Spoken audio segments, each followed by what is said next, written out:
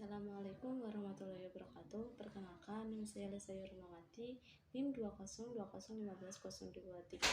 Di sini saya akan mempraktekkan tes spesifik pada WIS. Baik, untuk tes pertama yaitu palang tes. Posisi pasien duduk, kemudian terapis berada di sampingnya pasien.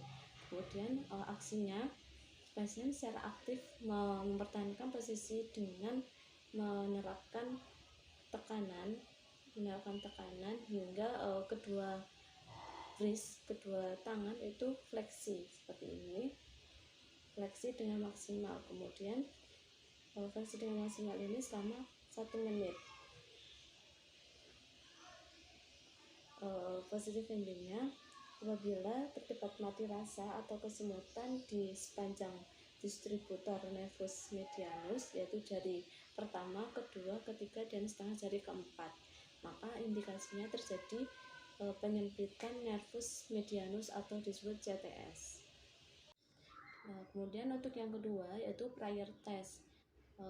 Posisi pasien itu bisa duduk, kemudian terapis berada di sampingnya, kemudian perintahkan pasien untuk menggerakkan secara aktif dengan mempertahankan posisi telapak tangan, menerapkan tekanan hingga kedua wrist ekstensi maksimal, yaitu bagian dorsalnya. Penekanannya berada di dorsalnya. Seperti ini selama 1 menit.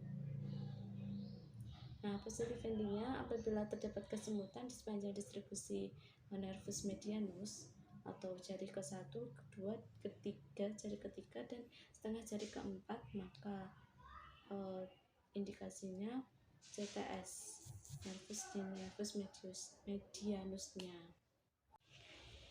Kemudian yang ketiga itu tes Steiner-Sachs WIS. Posisi pasien itu bisa duduk, kemudian terapis berada di samping pasien.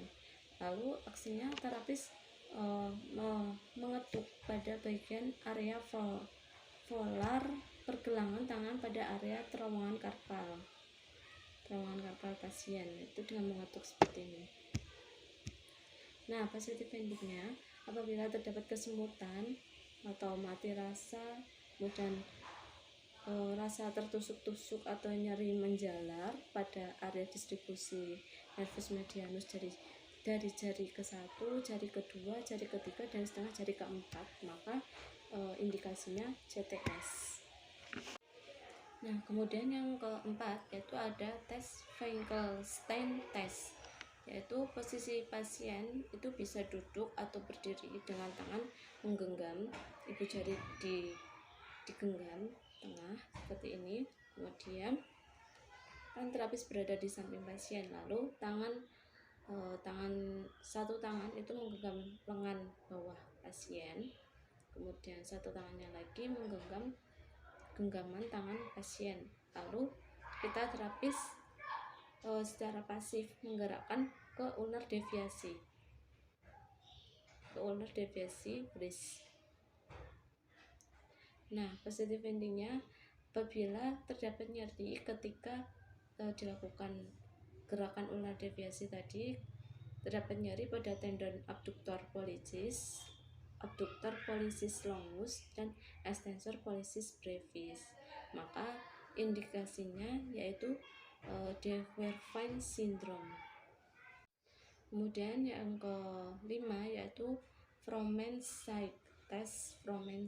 Itu pasien bisa duduk, terapis berada di samping pasien, kemudian terapis menginstruksikan untuk menahan selembar kertas seperti ini, kemudian menahan kertas di antara ibu jari dan jari telunjuk ini. Nah, terapis coba untuk menarik kertas secara tiba-tiba. Ibu, nanti kertasnya saya tarik secara tiba-tiba ya, ibu konsentrasi. Nah, apabila positif endingnya, apabila fleksi sendi interpalang distal jempol, maka pasien mengindikasikan adanya kelemahan abductor pollicis abductor pollicis karena lesi pada nervus ulnarisnya.